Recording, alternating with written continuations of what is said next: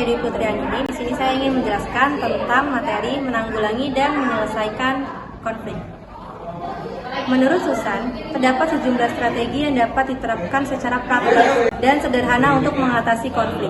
Pada umumnya, jika konflik hanya disebabkan oleh faktor tunggal dan tidak diperumit oleh kompleksitas berbagai faktor, upaya mengatasi konflik sosial dilakukan melalui akomodasi. Akomodasi dapat dimaknai sebagai suatu bentuk proses sosial yang di dalamnya dua atau lebih individu ataupun kelompok sosial berusaha untuk saling menyesuaikan diri. Adapun bentuk-bentuk akomodasi adalah sebagai berikut.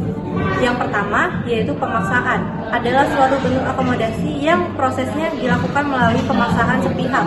Yang kedua, ada kompromi, adalah suatu bentuk akomodasi di mana pihak-pihak yang bertikai saling mengurangi tuntutannya demi penyelesaian perselisihan dan memudahkan berlangsungnya penyesuaian.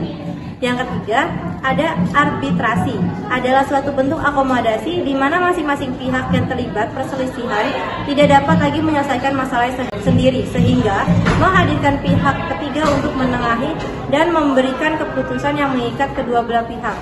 Lalu yang keempat, ada mediasi, hampir menyerupai arbitrasi.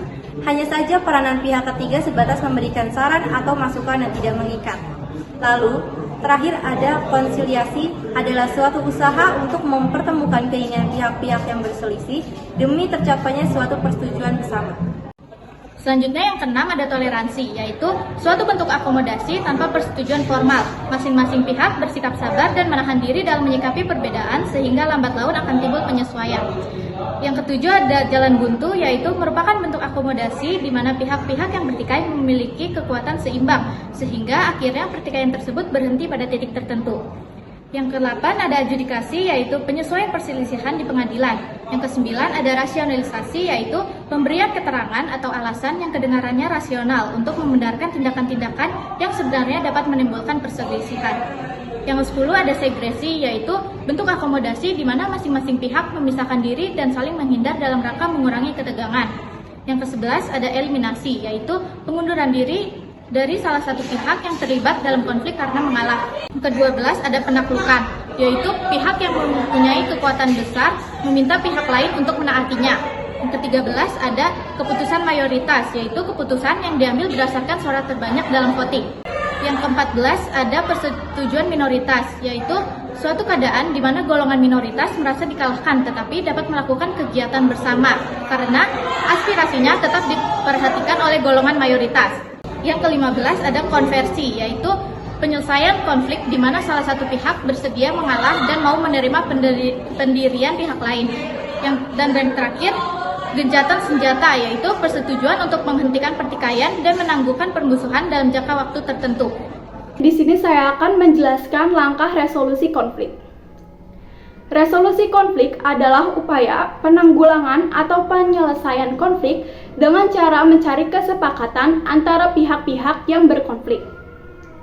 Mill, Rambutan, dan Woodhouse dalam Soeharto 2013 memaparkan resolusi konflik dibagi dalam 4 langkah berbeda yang disesuaikan dengan tahap terjadinya konflik.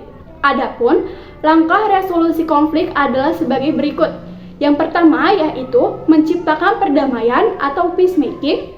Pada tahap ini, pihak-pihak yang terlibat konflik didekati, didorong, dan diyakinkan untuk mencapai kesepakatan penyelesaian konflik secara sukarela.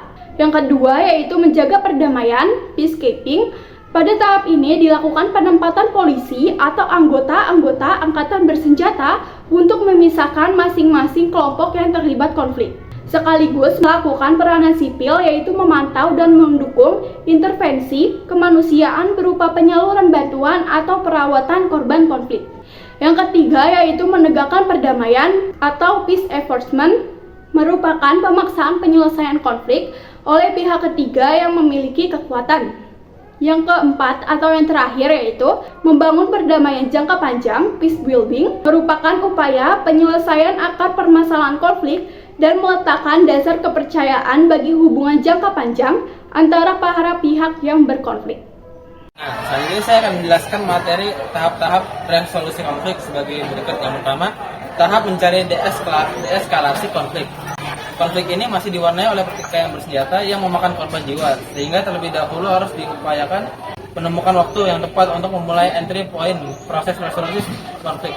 Tahap pertama biasanya juga didominasi oleh penerapan strategi militer demi mengendalikan kekerasan bersenjata yang terjadi.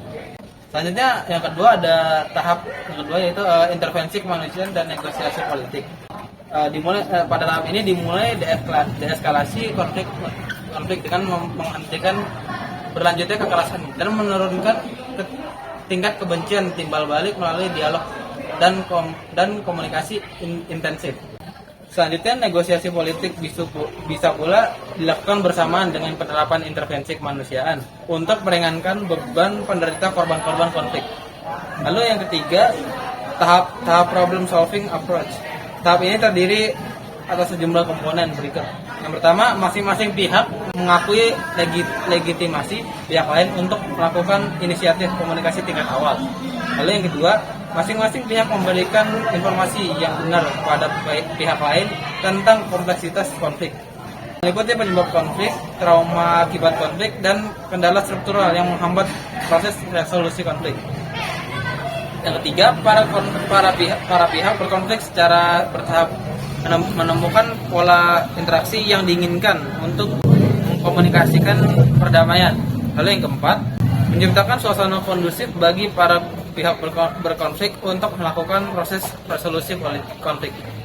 Lalu yang terakhir, tahap keempat, working for peace. Semboyan utama yang ingin ditegakkan oleh Desiderat Pacem. Semboyan ini mengharuskan aktor-aktor yang relevan untuk terus-menerus melakukan intervensi terhadap konflik sosial dengan dua tujuan, yaitu berikut. Yang pertama, peacekeeping merupakan upaya perdamaian yang dilakukan untuk melalui jalinan komunikasi terus-menerus antara pihak-pihak yang terlibat dan penempatan pasukan penjaga perdamaian untuk memantau situasi hingga benar-benar kondusif. Lalu yang kedua, peace building merupakan pembangunan perdamaian berwujud upaya peningkatan kesejahteraan, pembangunan kembali infrastruktur yang hancur atau rusak akibat konflik, dan rekonsiliasi atau menjalin kembali hubungan antara seluruh pihak berkonflik. Nah, itu saja materi yang saya sampaikan. Terima kasih. Lalu ada penanganan konflik, ada aspek 3, yaitu ada pencegahan konflik pada pasal 6, yaitu yang pertama memelihara kondisi dalam masyarakat, ada mengembangkan sistem penyelesaian perselisihan damai, ada meredam potensi politik, ada membangun sistem peringatan dini. Lalu ada penghentian konflik pada pasal 12, yaitu penghentian kekerasan fisik, penetapan status keadaan konflik, tindakan darurat penyelamatan dan perlindungan korban. Yang keempat, ada bantuan penggunaan dan pengerahan kekuatan TNI. Lalu yang terakhir, ada pemulihan pasca konflik pasal 36 sampai 38. Yang pertama, ada rekonsiliasi, terdiri atas perundingan secara damai, pemberian restitusi dan pemaafan. Yaitu yang kedua ada rehabilitas, yakni pemulihan psikologis korban, pemulihan kondisi sosial, ekonomi, budaya, keamanan dan ketertiban, perbaikan dan pengembangan lingkungan daerah perdamaian. Lalu yang terakhir ada rekonstruksi, yaitu pemulihan dan peningkatan fungsi pelayanan publik di lingkungan daerah pasca konflik.